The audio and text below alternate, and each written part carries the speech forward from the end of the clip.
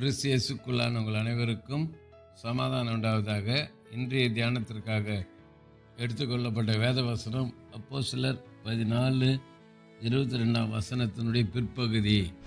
நாம் அநேக உபத்திரங்களின் வழியாய் தேவனுடைய ராஜ்யத்தில் பிரவேசிக்க வேண்டும் என்று சொன்னார்கள். அல்லேலூயா. தேவனுடைய ராஜ்யத்திற்கு போக வேண்டும் என்று சொன்னாக்கா அது லேசான காரியம் அல்ல. பாடுகள் மத்தியில், உபத்திரத்தின் மத்தியில் தான் கடந்து செல்லணும். நமக்கு கிடைச்சிருக்கிற ரட்சிப்பு கூட கரலான் படுக்கையில் இருந்து கிடைச்சது அல்ல, முள் படுக்கை. ஆண்டவராக இயேசு கிறிஸ்துவை சிலுவையில் அறிந்தார்கள், ஈட்டியால் விழாவில் குத்தினார்கள், கைகளில் கால்களில் ஆணி அடித்தார்கள், முள்மூடி சூடி சாலையில் வைத்து யூதருடைய ராஜான்னு சொல்லி அவரை பரியாசம் பண்ணாங்க, முகத்தில் துப்பினார்கள். பாருங்கள், பல பாடுகள். அவர் கடைசி சொட்டு ரத்தம் அந்த பூமியில் சிந்துற வரைக்கும் பாடுபட்டார். இப்படி பாடுபட்டதுனால தான் நமக்கு அந்த இலவசமான ரட்சிப்பு கிடைச்சிது.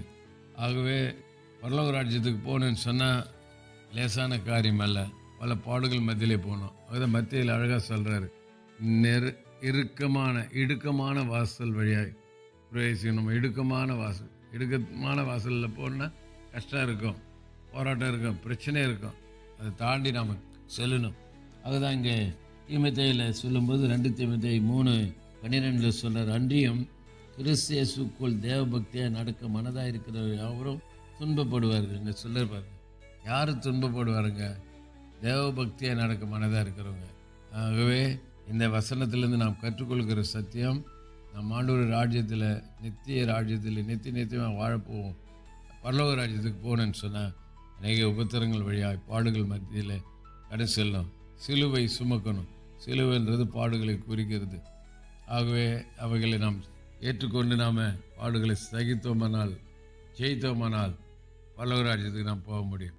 அதுதான் சொல்கிறார், நாம் அவரோடு கூட பாடுகளை சகித்தோமானால் அவரோடு கூட ஆளுகை செய்வோன்னு சொல்கிறார். ஆகவே இந்த பாடுகள் வருதுன்னு சொல்லி நாம் சோர்ந்து போகாதபடிக்கு பாடுகளை கடந்து ஆண்டவருடைய அடிச்சூட்டில் தொடர்ந்து நடப்போம். கர்த்தர் நமக்கு துணை செய்வாராக. செபிப்போம். நேசிக்க நல்ல தகப்பனே, நாளில் கொடுத்த நல்ல வார்த்தைக்கு நன்றி.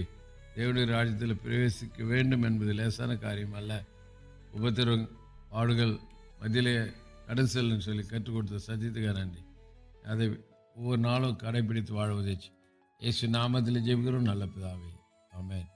நம்முடைய கர்த்தரும் ரட்சிகரமாகிய இயேசு கிறிஸ்துவின் கிருபையிலும் அவரை அறிகிற அறிவிலும் வளருங்கள். அவருக்கு இப்பொழுதும் என்னென்னைக்கு மகிமை உண்டாதாக.